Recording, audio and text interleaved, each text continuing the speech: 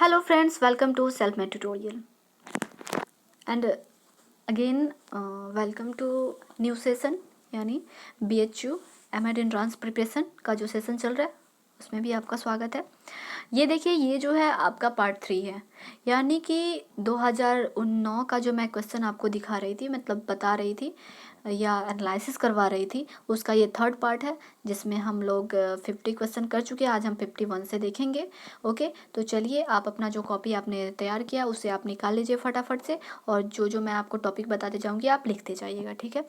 और अगर आप इस चैनल पे न्यू हैं तो चैनल को सब्सक्राइब कर ले, और आप इस वीडियो को देखने से पहले फर्स्ट वीडियो को फॉलो करें, और वहाँ से आप अपना जो मैंने जैसे जैसे बताया, स्ट्रैटेजी बताया, आप वैसे फॉलो करते जाएं, ठीक है। और चैनल को सब्सक्राइब कर ले और अपने फ्रेंड्स को भी ज़्यादा से ज़्यादा शेयर करें ताकि वो भी इस चैनल से जुड़ सकें। ओके, और अगर आपको सेशन अच्छा लगे तो लाइक करते जाइएगा। ओके, कंजूसी करने में क्या फ़ायदा, आप लाइक कीजिएगा तो हमें भी थोड़ा मोटिवेशन मिलेगा। ओके, तो चलिए, बहुत ज़्यादा ही गपशप हो गई, तो चलिए हम बढ़ते हैं। और हाँ, अगर आप हमारे टेलीग्राम से नहीं जुड़े हैं, चैनल से नहीं जुड़े हैं, तो आप वहाँ भी ज्वाइन कर सकते हैं, ग्रुप से भी ज्वाइन कर सकते हैं, ताकि आप वहाँ पे डिस्कस कर सके। कोई प्रॉब्लम हो आपको, या आपको कोई दिक्कत हो, या नोट्स आपको लेना हो, तो आप वहाँ पे कमेंट कर सकते हैं। और अगर आपको इस वीडियो का PDF चाहिए, या 10 ईयर्स टू 10 से 12 प्रीवियस ईयर क्वेश्चन चाहिए विथ आंसर की, ऑफिशियल आंसर की, BHU के द्वारा जो रिलीज होता है, तो आप हमसे ले सकते हैं, परचेज कर सकते हैं। ज़्यादा कॉस्ट नहीं है उसका, ठीक है। तो आप हमें कमेंट कर सकते हैं। तो चलिए, क्योंकि अगर आप जब तक 10 से 12 क्वेश्चन देखेंगे नहीं, तब तक आपको आप यूँ कहें कि आप BHU नहीं निकाल सकते, ठीक है। अगर आपके पास हार्ड कॉपी है, और जब आप ये पढ़ेंगे, एनालिसिस करेंगे कैसे करना है, और मैं जो समझा रही हूँ, एक्सप्लेन कर रही हूँ, वो आप पढ़ते जाएं, और बस आपके पास हार्ड कॉपी होना चाहिए, तभी आप बार बार देखेंगे, क्योंकि वीडियो आप बार बार देख नहीं सकते ना। तो आप हार्ड कॉपी देखेंगे तो आपको अच्छे से समझ में आएगा। तो चलिए, बहुत हो गई बातें, नेक्स्ट क्वेश्चन देखते हैं हम 51, क्योंकि 50 तक हम पिछले वीडियो में हम लोग देख चुके हैं। देखिए क्वेश्चन क्या है, the developmental task master during the adolescence period include, यानी कि किशोरावस्था के दौरान विकासशील कार्य की पूर्णता में सम्मिलित हैं। तो इसका आंसर होगा सभ्य क्षमता। तो ये देखिए, ये भी साइकोलॉजी से रिलेटेड है। जब आप ये क्या डेवलपमेंट जो आपका चैप्टर था, जब आपने पढ़ा होगा तो उसमें का है, ठीक है। तो आप बस साइकोलॉजी लिख लीजिए, डेवलपमेंट, ओके, यानी फिजिकल डेवलपमेंट। जब हम कवर करेंगे, जब टॉपिक जब हम पढ़ेंगे तो हम एक एक करके पढ़ते जाएंगे, ठीक है। मैं इसी आपके जो कॉपी बना है उसी के अकॉर्डिंग ही मैं पढ़ाऊंगी, ठीक है। आप हमें कमेंट करके बताइएगा कौन सा टॉपिक छूटा। अगर आप लिखे रहेंगे तभी तो आप कर पाएंगे ना। ओके, तो चलिए हम नेक्स्ट क्वेश्चन देखते हैं 52, विच of the following is not true for adolescent period. देखिए, किशोरावस्था, अगर आप B.Ed में पढ़े होंगे, या जो चैनल पे जो अपलोड हो चुका है वीडियो देखे होंगे, तो आपको समझ में आ गया होगा। अगर नहीं पढ़े तो कोई बात ना, डोंट वरी, हम लोग फिर से तैयारी करेंगे, ठीक है। सबका साथ सबका विकास, ठीक है। तो चलिए, विच of the following is not true for adolescence, adolescence के लिए कौन सत्य नहीं है। तो डे ड्रीमिंग, देखिए टीन एज में एडोलसेंस को ही टीन एज कहते हैं, तो इसमें बहुत से ज़्यादा ही डे ड्रीमिंग होती है, यानी दिन में ही सपने देखा जाता है, ठीक है, किशोरावस्था के टाइम। डेवलपमेंट ऑफ रीजनिंग, यानी कि उस समय तर्क करने की क्षमता ज़्यादा होती है। रैपिड फिजिकल चेंजेस, यानी फिजिकल चेंजेस इसलिए तो इसे क्या कहते हैं, तूफानों की अवस्था भी कहा जाता है। तो डिपेंडेंस ऑफ पेरेंट्स, इस टाइम क्या होता है, बच्चे जो होते हैं डिपेंड्स ऑन पेरेंट्स पे डिपेंड नहीं रहते, वो चाहते हैं कि हम अपने मर्जी से जिए, अपने मर्जी से कुछ भी करें, ठीक है। इसमें हीरो वर्शिप की ये रहती है उस टाइम में, ठीक है। तो इसका जो आंसर होगा ये होगा, ठीक है। तो आप साइकोलॉजी लिख लीजिए, physical development, okay, sorry adolescence, हाँ, physical development, stages of development जो होता है आप वो लिख सकते हैं, स्टेज ऑफ डेवलपमेंट, या एडोलसेंस, कैरेक्टरिस्टिक ऑफ एडोलसेंस भी लिख सकते हैं, साइकोलॉजी का टॉपिक जो आपको पढ़ना होगा, ठीक है। नेक्स्ट क्वेश्चन हम चलते हैं 53, the process of human development is not, यानी कि मानव विकास की प्रक्रिया नहीं है। क्या नहीं है, तो लाइफ लॉन्ग, आपने पढ़ा होगा विकास की प्रक्रिया निरंतर कंटिन्यूअस चलने वाली प्रक्रिया है, तो ये भी सही है, कंटिन्यूअस है, ये भी सही है। अनप्रिडिक्टेबल, ऑर्डरली, यानी क्रमवार होता है, अनप्रिडिक्टेबल ये जो है रॉन्ग है, क्योंकि ये जो प्रिडिक्टेबल होता है, जैसे आप कुछ अब तो वैज्ञानिक युग है तो प्रिडिक्टेबल हो ही जाएगा, इसलिए आज का जो है अनप्रिडिक्टेबल, ये भी एक कैरेक्टरिस्टिक है डेवलपमेंट का, ठीक है। तो आप देखिए कि अगर आपने पिछला वीडियो देखा होगा तो देखिए वहाँ से लेकर अभी तक साइकोलॉजी से ही क्वेश्चन पूछे जा रहे हैं।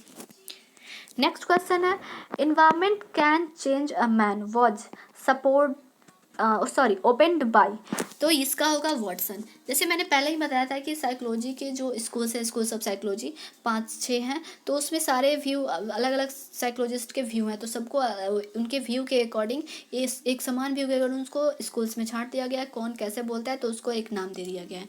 तो वॉटसन जो है व्यवहारवाद से संबंधित है और उन्होंने ही कहा था पर्यावरण एक मनुष्य को परिवर्तित कर सकता है, ठीक है। क्वेश्चन ऐसे भी पूछ सकता है कि किसने कहा था पर्यावरण एक मनुष्य को परिवर्तित कर, तो वो तो पूछा ही है, लेकिन ये भी पूछ सकता है किस साइकोलॉजी के स्कूल से संबंधित है कि पर्यावरण एक मनुष्य को परिवर्तित कर सकता है, ठीक है। तो ये भी एक साइकोलॉजी से है, और ये जो है स्कूल्स ऑफ साइकोलॉजी, आप स्कूल ऑफ साइकोलॉजी लिखिए, ठीक है। क्योंकि मैंने जब प्रिपरेशन किया तो मेरे पास तो इतना अच्छा सुविधा नहीं था कि मैं कर सकूँ, लेकिन बहुत दिन बाद लास्ट टाइम में एक सर मिले जो बहुत हेल्प किए, सो मैं उनकी बहुत ही शुक्रगुजार हूँ। और मैंने ये किया कि मैं और किसी को ये ना हो, कोई दिक्कत ना हो, इसलिए मैं वीडियो अपलोड करूँगी, ओके। तो इसलिए मैं ये आप लोगों के लिए कर रही हूँ, ठीक है, क्योंकि मुझे ये नहीं पता था कि स्कूल ऑफ साइकोलॉजी होता क्या है, क्यों स्कूल ऑफ साइकोलॉजी कहते हैं, ठीक है। तो आई होप आप लोगों को समझ में आ गया होगा स्कूल्स ऑफ साइकोलॉजी क्या है, ठीक है। तो मैंने भी बहुत सारे प्रीवियस ईयर क्वेश्चन सॉल्व किए थे और बार बार डेली उसको मैं देखा करती थी, वीडियो से नहीं, मैं हार्ड कॉपी के साथ, ठीक है। तो अगर आप भी लेना चाहें, क्योंकि आपको अब जब तक आपके पास हार्ड कॉपी नहीं होगा तब तक आप कुछ भी नहीं कर सकते। सो चलिए नेक्स्ट देखते हैं, the psychology mainly deal with the study of, यानी शारीरिक मनोविज्ञान मुख्य रूप से अध्ययन पर बल देता है, किस पे, तो स्नायु तंत्र पे, नर्वस सिस्टम पे। देखिए अगर आप 10 से 12 ईयर क्वेश्चन भी देख लेते हैं ना, तो भी आपका ये है कि हाँ आपका मे बी आपका निकल जाए, ठीक है। और अगर आप पूरे से अच्छे से एनालिसिस करके पढ़ेंगे तो वो तो गारंटी है कि निकलना ही है, लेकिन अगर आप सिर्फ क्वेश्चन भी देखते हैं तो भी आपका निकल जाएगा। उसमें कुछ सीटें होती है पेड सीट वगैरह, तो उस पर तो आपका पक्का ही हो जाएगा। नेक्स्ट क्वेश्चन हम देखते हैं, An investigator interviewed jail inmates to collect some data. He must be working in the area of, यानी कि जो है एक इन्वेस्टिगेटर जो किसी जेल में कैदियों का ये कुछ डाटा कलेक्ट करता है, तो वो किस एरिया पे किस मतलब काम पे, किस एरिया पे काम कर रहा है। तो इसका जो होगा इसका क्या होगा, इसका आंसर एबनॉर्मल साइकोलॉजी होगा, क्योंकि कैदियों का वहाँ पे तो कोई पॉलिटिकल साइकोलॉजी तो होगा नहीं, सोशोलॉजी होगा नहीं, एजुकेशनल फिलोसफी तो फिलोसफी कोई झाड़ेगा नहीं वहाँ पे जाके, ओके। और इकोनॉमिक जियोग्राफी तो होगा नहीं, वहाँ पे तो जाते हैं तो मेंटली डिस्टर्ब ही ना होते हैं, इसलिए यहाँ पे क्या होगा, ये भी एक साइकोलॉजी से ही संबंधित है, इसमें मेथड ऑफ जो साइकोलॉजी होते हैं उससे संबंधित है, ओके। चलिए नेक्स्ट देखते हैं, मेथड ऑफ साइकोलॉजी आप लिख लीजिए। देखिए मैं बार बार ये नहीं कहूँगी कि लिख लीजिए, बस आप जो मैं टॉपिक बोलती जा रही हूँ आप वहाँ लिखते जाइए, और जितना जल्दी आप ये ले सकते हैं आप उतना जल्दी ऑफलाइन कहीं से भी हो, ये नहीं कि मेरे पास ही, अगर कहीं से भी आपको उपलब्ध हो आंसर की वेब ऑफिशियल, ये नहीं कि कोई भी आंसर दे दे तो वो नहीं, ऑफिशियल आंसर तो आप ले सकते हो, वहाँ पे भी आप एनालिसिस कर सकते हैं। नेक्स्ट क्वेश्चन देखिए, हाँ आप समझने के लिए मेरा वीडियो देख सकते हैं, अगर अदरवाइज आप सेल्फ स्टडी हैं तो स्टूडियस होंगे तो आप कर सकते हैं, ठीक है। नेक्स्ट क्वेश्चन देखिए, study of which of the following is helpful to a teacher in improving his method of teaching, तो इसका आंसर क्या होगा, साइकोलॉजी, यानी एक शिक्षक के लिए उसके शिक्षण तरीके को सुधारने में किसका अध्ययन सहायक होगा। तो दर्शन का तो होगा नहीं, समाजशास्त्र का होगा नहीं, मनोविज्ञान का होगा नहीं, इतिहास का होगा नहीं, क्योंकि उसके शिक्षण को सुधारना है, तरीके को सुधारना है, यानी सिखाने के तरीके को बदलना है आपने, तो क्या होगा, तो साइकोलॉजी इसका आंसर होगा, ओके। नेक्स्ट क्वेश्चन है, the main focus of psychology is one human क्या होगा, तो वो होगा बिहेवियर। साइकोलॉजी का क्या मतलब, मनोविज्ञान का मनुष्य के किस भाग पर विशेष बल है, तो व्यवहार पर। क्योंकि पहले जो था इसमें बहुत सारे कंट्रोवर्सी हैं, जब आप पढ़ेंगे तो समझ में आएगा आपका कि पहले माइंड गया, उसके बाद सोल गया, उसके बाद कॉन्शियस माइंड गया, उसके बाद बिहेवियर अभी चल रहा है साइकोलॉजी का, ठीक है। साइंस ऑफ बिहेवियर को ही साइकोलॉजी कहते हैं, ठीक है। तो ये भी साइकोलॉजी का है, ये इंस्ट्रक्शनल चैप्टर जो होते हैं उसमें ही आपको पढ़ाया जाएगा। नेक्स्ट है the an arithmetic test is rated as difficult by the examinees, the distribution of score is likely to. देखिए ये जो क्वेश्चन है स्टैटिस्टिक्स का क्वेश्चन है, स्टैटिक्स में भी एनपीसी का क्वेश्चन है, आप ये टॉपिक लिख लीजिए, ओके, क्योंकि इससे बहुत सारे क्वेश्चन आते हैं। तो इसमें क्या बोल रहा है, एक अंकगणित परीक्षण परीक्षार्थियों द्वारा कठिन बताया गया, ठीक है। प्राप्तांकों का वितरण ठीक होगा, क्या होगा, प्राप्तांकों का वितरण कैसा होगा, तो स्क्वीड, पॉजिटिवली स्क्वीड होगा। तो यानी कठिन बताया गया। तो आपको तो अभी पता नहीं है एनपीसी, लेकिन मैं थोड़ा बहुत बता दे रही हूँ। देखिए एनपीसी जो कर्व होते हैं ऐसे होते हैं, ठीक है, और यहाँ पे जो होता है ये मीन मीडियन मोड होते हैं। तो अभी तो आपको पता नहीं होगा क्यों होते हैं, लेकिन ये मीन मीडियन मोड एक ही यहाँ पे एक जगह पे होते हैं। और जब ये बोल रहा है पॉजिटिवली यानी समानता, यानी कहने का मतलब यहाँ से जो होता है ये माइनस में आंसर होता है, ये प्लस में होगा, ठीक है, स्कोर होते हैं। तो यहाँ पे जो होगा इधर होगा तो इधर कम मार्क्स होंगे, माइनस में होता है, इधर प्लस में, तो माइनस में जाएगा। तो जब कोई एग्जाम हार्ड होगा तभी तो माइनस में आंसर जाएगा ना, या कम मार्क्स होगा ना। तो पॉजिटिवली स्क्वीड बोल रहा है। तो पॉजिटिवली स्क्वीड में क्या होता है आपका, ज़्यादा से ज़्यादा स्टूडेंट यहाँ ऐसे होंगे, ठीक है, तो ऐसे हो जाएगा कर्व, ठीक है। तो पॉजिटिवली स्क्वीड हो जाएगा ये इधर की तरफ, तो क्या होगा, एग्जाम हार्ड होगा। अगर नेगेटिवली स्क्वीड है तो एग्जाम इजी होगा। जब आप एनपीसी पढ़ेंगे तो अभी तो आपको लग रहा हो कि मैं क्या बोल रही हूँ, कुछ एकदम फ्लो कर रहा होगा माइंड से। तो जब आप पढ़ेंगे तो समझ में आएगा, क्योंकि इससे बहुत सारे हर साल क्वेश्चन पूछा जाता है। जब आप पढ़ेंगे, क्वेश्चन पढ़ते जाएंगे, देखते जाएंगे, तो अब आपको पता चलेगा। चलिए नेक्स्ट क्वेश्चन देखते हैं। Which of the following is related to educational and social backwardness of the people, यानी कौन सा जो है नीचे कमीशन जो दिया गया है वो educational and social backwardness people से संबंधित है। तो ये है कालेलकर कमीशन, ये भी एक कालेलकर कमीशन है, आप ये लिख सकते हैं Kalelkar commission, Sadler commission and Kothari commission. तो आई थिंक कोठारी कमीशन तो आपने लिख ही चुका है पहले, कलकत्ता कमीशन को ही सैडलर कमीशन, तो आप ये लिख सकते हैं। होलकर कमीशन आई थिंक अभी तक कोई इसके बाद भी कोई क्वेश्चन आया नहीं है, इसलिए मैं बोल रही हूँ। तो बस ये इंपॉर्टेंट है, सैडलर और कोठारी आप लिख सकते हैं, और कालेलकर भी लिख सकते हैं, ठीक है।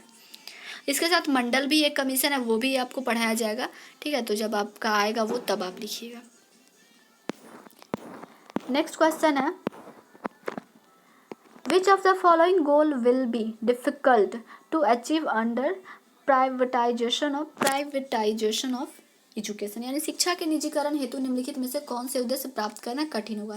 शिक्षा के निजीकरण हेतु निम्नलिखित में से कौन से उद्देश्य प्राप्त करना कठिन होगा। तो इसका असर जो होगा समान अवसर, जब सारा का सारा निजीकरण हो जाएगा तो उसमें क्या होगा, एजुकेशनल अपॉर्चुनिटी, इक्वल अपॉर्चुनिटी नहीं मिलेगी। जैसे कमज़ोर वर्ग हैं तो उन्हें नहीं मिल पाएगा, क्योंकि प्राइवेट हो जाएगा तो उसमें क्या होगा, उनके लिए अपना सेल्फनेसनेस आ जाएगा। यानी कि मैं जो जिसे चाहूँगा उसे ही लूँगा, जो ज़्यादा पैसा देगा उसे ही मैं अपने कॉलेज लाइक स्कूल है तो वो ज़्यादा कोशिश करेंगे कि जो बहुत ही ज़्यादा से ज़्यादा फ़ी दे मैं उसी को। तो बहुत पुअर या कमज़ोर बच्चे नहीं कर पाएंगे, जो इकोनॉमिकल रूप से कमज़ोर है तो वो नहीं कर पाएंगे, एडमिशन नहीं ले पाएंगे, तो वहाँ पे क्या होगा, इक्वल अपॉर्चुनिटी नहीं हो पाएगी। तो यहीं ये बात हो रही है, ठीक है। ये जो क्वेश्चन है आपका कंटेम्प्रेरी इंडिया में, जब आप ये पढ़ेंगे क्या कहते हैं कॉन्स्टिट्यूशन, तो वहाँ पे या मॉडर्नाइजेशन, तो आप वहाँ पे इसे देख सकते हैं, ठीक है। ग्लोबलाइजेशन वगैरह, मॉडर्नाइजेशन, तो वहाँ पे ये आपको पढ़ने को मिलेगा। नेक्स्ट क्वेश्चन है, the most efficient facilitator of social change in a nation is, यानी एक राष्ट्र में सामाजिक परिवर्तन का सबसे अधिक प्रभावी उपाय। तो ये बोल रहा है कि एक राष्ट्र में सामाजिक परिवर्तन, तो ये है कल्चरल चेंज। आप सोशोलॉजी लिख करके सोशल चेंज लिख सकते हैं, इससे भी क्वेश्चन बहुत सारे आते हैं। तो इसमें क्या होगा, समूह शिक्षा। समूह शिक्षा, शिक्षा होगा तो परिवर्तन होगा, परिवर्तन से शिक्षा में भी असर पड़ता है, लेकिन सबसे ज़्यादा शिक्षा से समाज में परिवर्तन होता है, क्योंकि समाज की स्थिति को देखते हुए ही हम शिक्षा में बदलाव लाते हैं और उसी से ही समाज में परिवर्तन होता है। ठीक है, तो ये सोशोलॉजी से है, सोशल चेंजेस। नेक्स्ट क्वेश्चन है, education has flourished mostly in the state in which form of government is, यानी शिक्षा का प्रसार अधिकतर राज्यों में किस प्रकार की सरकारों द्वारा किया गया है। तो देखिए, तो आपको ऑफकोर्स पता होगा कि ये प्रजा डेमोक्रेटिक होगा, ठीक है, क्योंकि ये डिक्टेटरशिप, अराजक, एनार्की, थियोक्रेटिक ये तो होगा नहीं, प्रजातंत्रवादी ही होगा। तो ये भी आपका जो कंटेम्प्रेरी एजुकेशन है, या ये आप इसमें भी देख सकते हैं, सोशोलॉजी में भी हो सकता है, लेकिन कल्चरल, ये डेमोक्रेटिक वगैरह थोड़ा सा कॉन्स्टिट्यूशन में पढ़ना है, तो आप जब पढ़ेंगे फंडामेंटल राइट्स वगैरह तो आप वहाँ पे भी देख सकते हैं। ठीक है, चलिए नेक्स्ट क्वेश्चन है, placing education in the concurrent list of the constitution means that educational finance is the responsibility of. ये जो है आपका कॉन्स्टिट्यूशन से, कंटेम्प्रेरी इंडिया में जो कॉन्स्टिट्यूशन पढ़ने हैं उससे संबंधित है। तो इसका जो संविधान की अनुसूची में शिक्षा को शामिल किया गया, समवर्ती अनुसूची में जो शामिल किया गया है कंकरेंट, से आशय है कि शैक्षिक वित्त का उत्तरदायित्व किसे है। तो आपको पता ही होगा, केंद्रीय और राज्य सरकार को, यानी समवर्ती सूची दोनों का, केंद्रीय और राज्य दोनों का। पहले जो था राज्य सरकार के नेतृत्व में होता था, फिर उसके बाद बहुत सारे ये हुए, कॉन्स्टिट्यूशन अमेंडमेंट हुआ, उसे 1900 कितने में 42वें अमेंडमेंट में शायद इसे 1973 या 71 या 72, ऐसे ही कुछ, मैं कंफ्यूज कर रही हूँ, आप हमें कमेंट करके बताइएगा, इसे अमेंडमेंट में जोड़ा गया करंट यानी समवर्ती सूची में। तो ये होगा इसका आंसर। नेक्स्ट क्वेश्चन है, एजुकेशन वाज इंक्लूडेड। देखिए, एक ही क्वेश्चन जब आप पढ़ेंगे तो उसे आप दूसरा क्वेश्चन भी उससे कर सकते हैं। देखिए यहाँ पे दिया हुआ है, किस वर्ष में शिक्षा को संविधान की अनुसूची में समवर्ती अनुसूची में सम्मिलित किया गया। देखिए 1976 में, मैं 71 बोलती हूँ, 1976 में 42वें अधिवेशन में। ठीक है, देखिए ये क्वेश्चन हो गया। एक ही क्वेश्चन जब आप पढ़ेंगे तो उसे 2-3 क्वेश्चन तो आप सॉल्व कर ही सकते हैं, एक टॉपिक से 2-3 क्वेश्चन हर ईयर में। Which article of the contribution authorize the minority communities to establish and administer educational institute of their choice. देखिए, मैंने बताया था, ये क्वेश्चन आपको याद होगा कि उस टाइम SC ST का पूछा हुआ था, लेकिन अभी क्या बोल रहा है, अल्पसंख्यक का पूछा है। तो मैंने उस टाइम पे भी बताया था आपको, इसका आंसर क्या होगा, 30 आंसर होगा। ठीक है, मैंने आपको बताया था। और 46 में SC ST को कुछ स्पेशल प्रोविज़न दिए जाते हैं, और इसमें जो स्पेशल प्रोविज़न दिए गए हैं 29 और 30 में अल्पसंख्यक को दिया गया। ये यूई यूनिवर्सलाइजेशन से एजुकेशन का। ठीक है, नेक्स्ट क्वेश्चन देखते हैं, an arithmetic teacher solve a problem on the blackboard and gives the children 10 more similar ones to solve.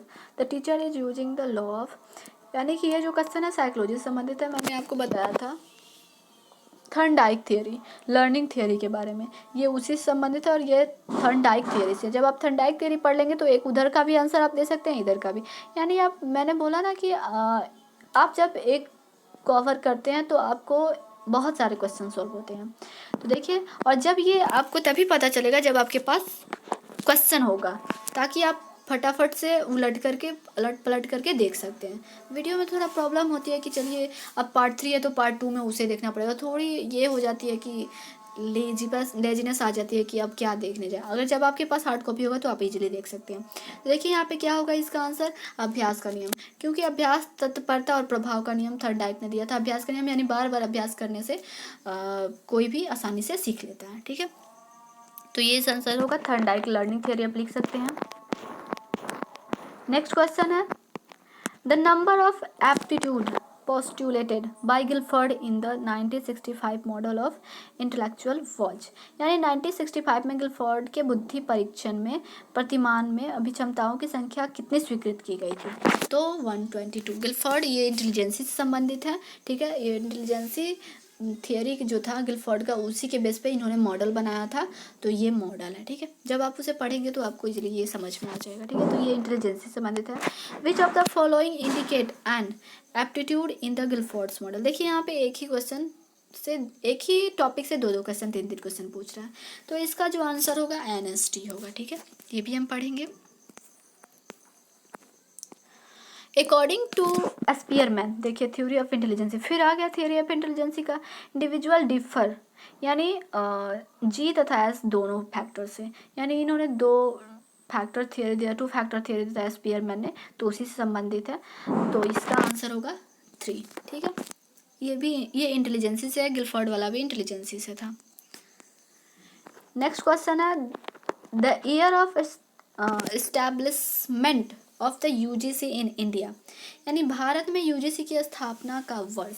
देखिए भारत में UGC की स्थापना का वर्ष जो है 1953 में है, लेकिन 1953 में इसका एक्ट लागू किया गया था, ठीक है। एक्ट बनाया गया था और 1956 में इसकी क्या कहते हैं, इसे संवैधानिक मान्यता दी गई, ठीक है। तो यहाँ पे पूछ रहा है जो भारत में UGC की स्थापना का वर्ष, तो ये 1953, इसमें कन्फ्यूजन होता है, ठीक है। लेकिन इसमें स्थापित ये एक्ट के द्वारा स्थापित ये किया गया था, 1953 में स्थापित किया गया था, लेकिन उसे मान्यता दी गई 1956 में, ठीक है। तो ये आप अच्छे से ध्यान में रखिएगा। नेक्स्ट क्वेश्चन है self actualisation is a process of full development of one's, यानी कि बोल रहा है इसमें कि जो है आत्म यथार्थीकरण किसी एक के संपूर्ण विकास की प्रक्रिया है। तो इसका क्या आंसर होगा? इनेट पोटेंशियलिटीज, ठीक है। ये भी साइकोलॉजी से संबंधित है। नेक्स्ट क्वेश्चन है which of the following names is associated with the projective techniques of personality measurement. देखिए मैंने पहले ही आपको बताया कि एक कैटल से जो था पर्सनालिटी थियरी आई थी, तो ये भी एक पर्सनालिटी थियरी है। तो बोला निम्नलिखित में किसका नाम व्यक्तित्व मापन की प्रक्षेपी यानी प्रोजेक्टिव, यानी बहुत सारे मेजरमेंट्स है, मेथड है तो संबंधित, तो इसमें होगा इसका आंसर रोड्स है, ठीक है। क्योंकि प्याजे, बीने और टर्मन ये तो है नहीं इंटेलिजेंसी संबंध, जब आप इंटेलिजेंसी पढ़े रहेंगे तो आपको ऑटोमेटिक ही पता चल जाएगा कि ये तो है ही नहीं तीनों, ये तो इंटेलिजेंसी से संबंधित है, तो ये कैसे होगा। तो इसका आंसर कभी कभी कॉमन सेंस से भी आंसर हो जाता है। नेक्स्ट क्वेश्चन है which of the following facts holds for both attract and attitudes, यानी बोल रहा है कि निम्नलिखित में से कौन सा तथ्य सिलगुण और अभिवृत्ति दोनों से जुड़ा हुआ है। तो इसका जो आंसर होगा वो होगा संदर्भित अस्तित्व का उद्देश्य, ये इसका आंसर होगा। ये भी आपका साइकोलॉजी से है, एक चैप्टर है ये एटीट्यूड एप्टीट्यूड करके, उससे संबंधित है, ठीक है। तो आप साइकोलॉजी एटीट्यूड एप्टीट्यूड लिख लीजिएगा तो हो जाएगा। नेक्स्ट क्वेश्चन है which of the following organisation is not meant for school education, यानी कौन सा स्कूल एजुकेशन के लिए नहीं है, ठीक है।